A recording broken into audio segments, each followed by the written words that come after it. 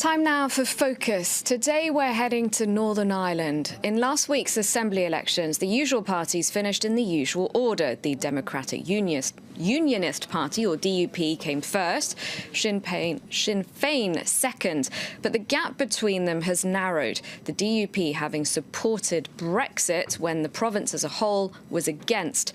Brexit could mean a hard border between Northern Ireland and the Republic. France 24's Chris Moore spoke to people living in the border area about their concerns.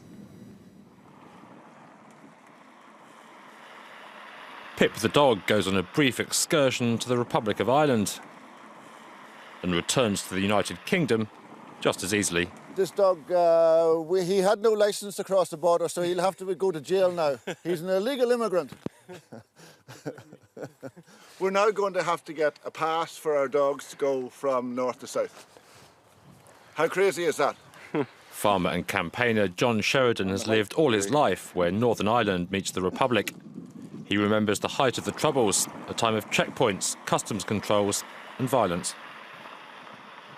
After those bombs, very, very heavy security that left the road impassable altogether. With the Northern Ireland peace process, the border all but disappeared.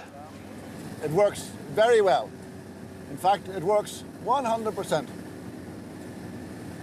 Because it doesn't exist? Because it doesn't exist, exactly.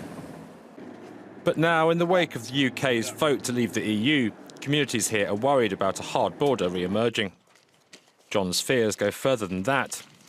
He built his family's sheep and cattle farms on European subsidies and fears Brexit will leave him at the mercy of less expensive overseas competitors. Pip, come in here.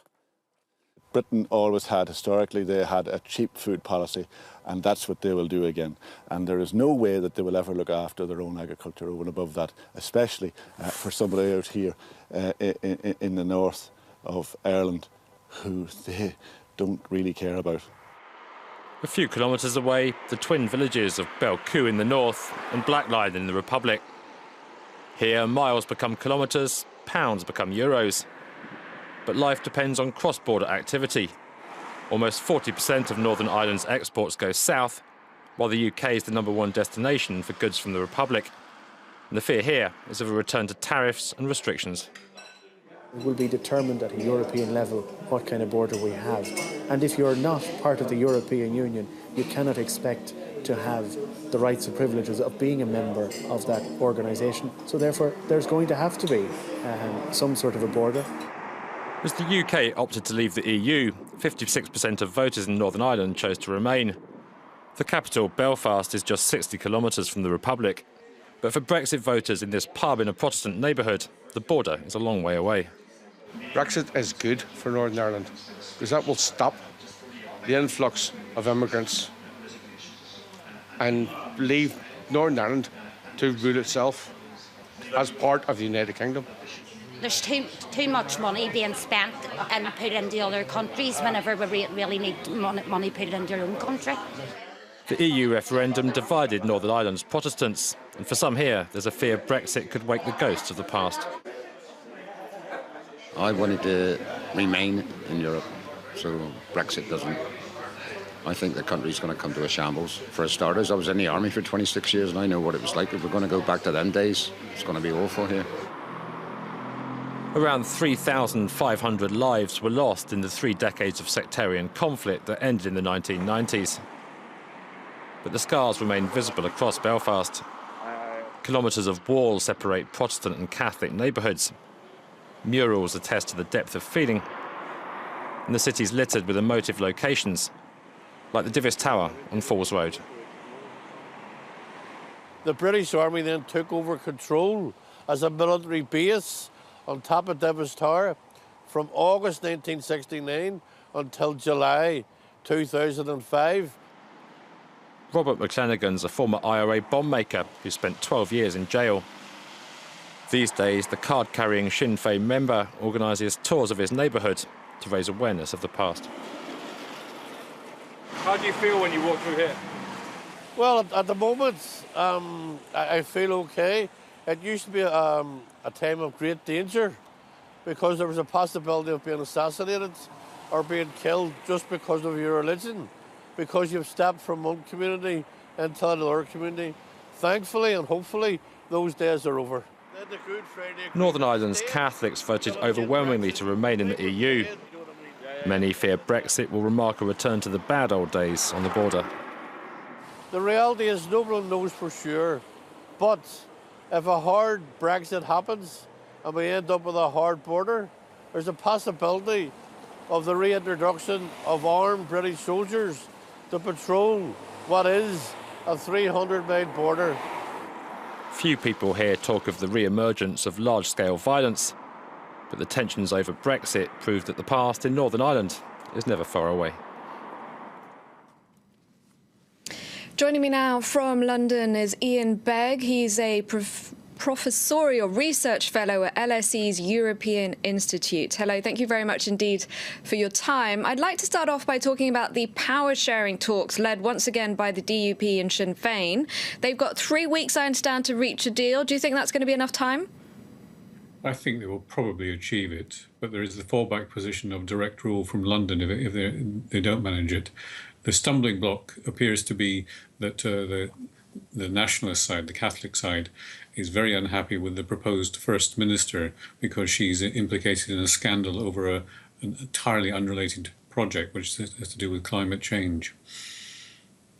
Now, as I mentioned in the introduction, there was a surge in the nationalist vote in last week's Assembly election. How big a role did Brexit play in that, do you think?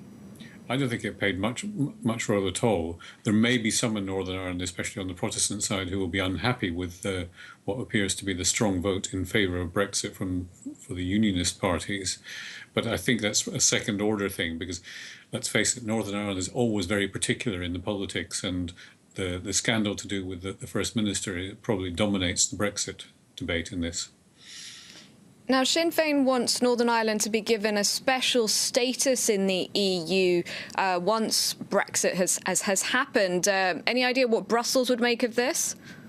I think it's a non-starter because you are in the EU as a country. You're not in the EU as a series of regions.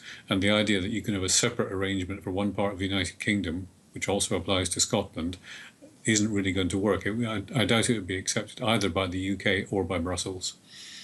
OK, so what about these concerns about a hard border? What do you think the main consequences in the region where we filmed for our report would be? How big of an economic impact would that have? Well, if there were to be a hard border, it would be damaging because it would stop the flow of goods across an island which is economically integrated. However, I don't think it's going to happen for two simple reasons. One is that there is a strong commitment politically from both the Irish Prime Minister and the British Prime Minister to maintain the open border because of the historical context. And the second is that even today, Ireland and the United Kingdom form part of a travel area. Ireland is not in Schengen. Therefore, the necessity of a hard border can be circumvented by using imaginative information technology techniques to substitute for customs posts. That seems to be the direction they want to go in. All right, let's talk about the cost of Brexit now. How much could it be, and what happens if the government refuses to pay? Because I understand it could be tens of billions of euros, the bill. Well, Michel Barnier, negotiating on behalf of the European Commission, has let slip through briefings that it could be 60 billion euros. The British government says, don't be ridiculous, it's going to be nothing like that amount. And last weekend, the House of Lords published a report in which it said there is no legal obligation on Britain to pay. So there's plenty of room for negotiation and compromise. I think what will happen is that Britain will honour the commitments that it agrees to, but they'll be far lower than the 60 billion euro figure that's being floated by Brussels. This is negotiation. Starting positions are always extreme. The final position will be much more reasonable. All right, Ian Begg from LSE's European Institute, thank you very much indeed for joining us on today's Focus. And thank you for watching.